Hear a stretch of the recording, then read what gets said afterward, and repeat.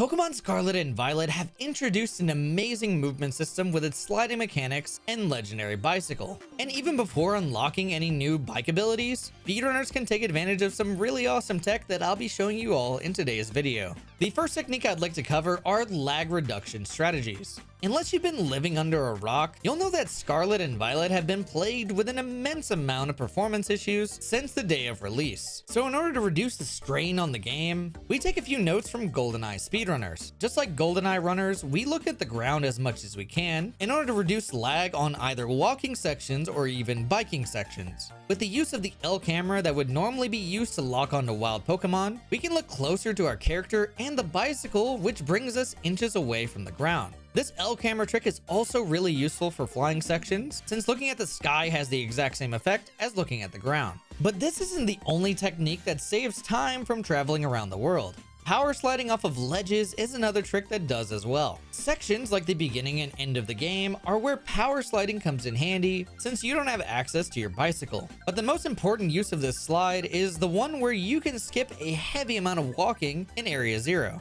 By dropping in on the top of each of the stations, you save a ton of time compared to just walking directly to it. Stations 1 and 2 are unfortunately standard and boring walks, but the trips to station 3, 4, and 5 are amazing to watch for any viewer tuning in to the end of a speedrun. And just so you guys don't miss out on this really awesome tech, here's a side-by-side view of each of those trips for your viewing pleasure.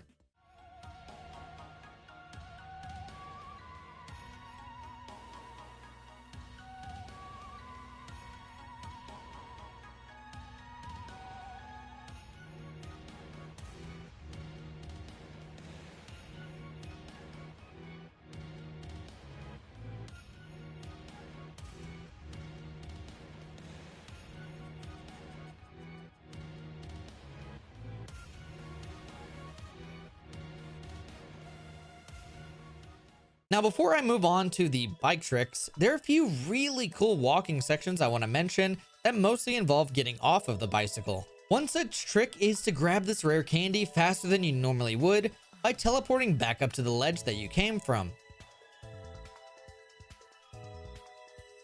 The next trick is just getting off the bike before each entrance to a building. If you've played this game enough, you'll know that you're always forced off your bike before you enter a building. But if you manually get off the bike beforehand, you'll save 1 second each time you do so. But if you launch yourself sideways, you can get yourself some pretty clean air and look really cool while entering a building. And for the final dismounting trick, there is a menu exploit that I like to call the Pulse Pause Ultra, since I was the one to discover it. When you want to get on or off the bike before a big menu, all you gotta do is clear the menu afterwards with the plus button, and you'll mount or dismount your bike instantly. This saves about a second each time you do it, so it adds up to be quite a bit. Just like each time one of you hits that subscribe button to help my channel grow while getting some really sick Pokemon speedrunning content in return. Like this video on how Shuckle is used to beat Red in Hard Gold Soul Silver speedruns. When people talk about the backwards long jump, they're normally referring to an infamous glitch in Super Mario 64, but as it turns out, we kinda have one too. Pokemon Scarlet and Violet's version of the backwards long jump stops us from falling down slopes and certain mountains if they're angled just right. This lets us sequence break a few areas that would normally need the high jump ability or climb ability to get past. The most notable areas we use this on are at the beginning of the game to get access to a quick ball and a fast path to Flamigo, a trip into the water gym town,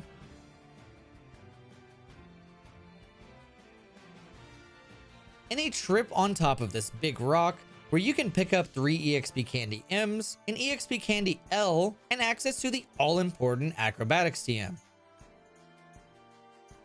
This next trick is a very simple concept for the price of $60. You see, as of this video, most speedrunners have switched over to Scarlet due to what seems like random unexpected lag spikes in Pokemon Violet. That's something that's been tested very lightly, but it seems as though the particle effects coming from Miraidon slow down the game in certain areas. And the only known way to make the game play faster is by saving and resetting the game.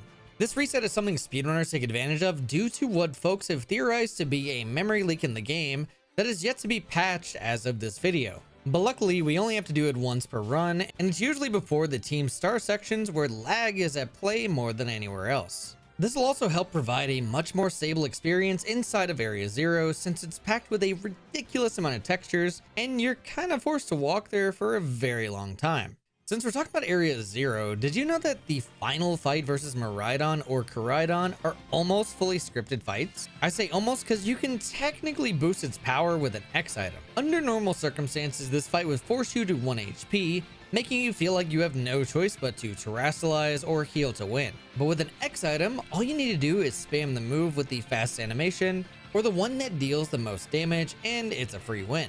Normally, the animation of a move wouldn't matter, but Game Freak decided that for the first time since Pokemon Colosseum, animation should always be on without you saying so.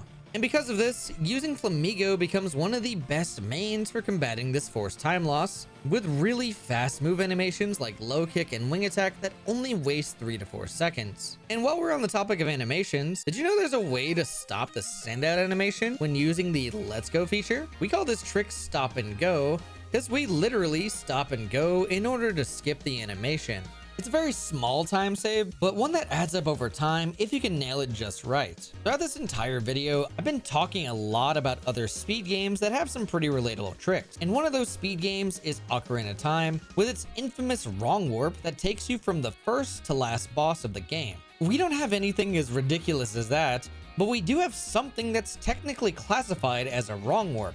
You see, when you get too close to a Titan's fight area and you're in the air longer than the game expects you to be, it'll place you across the map in a different location than where you started. We're not sure why this happens, but no complaints from me since it currently saves time on the glitch version of the any% speedrun.